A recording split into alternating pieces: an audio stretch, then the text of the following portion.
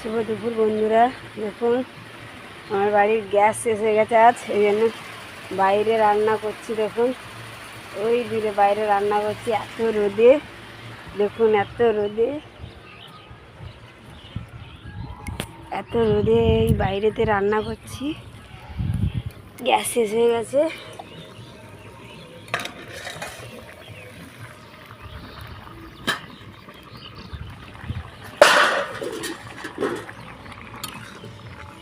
তরকারির কালারটা দেখুন বন্ধুরা,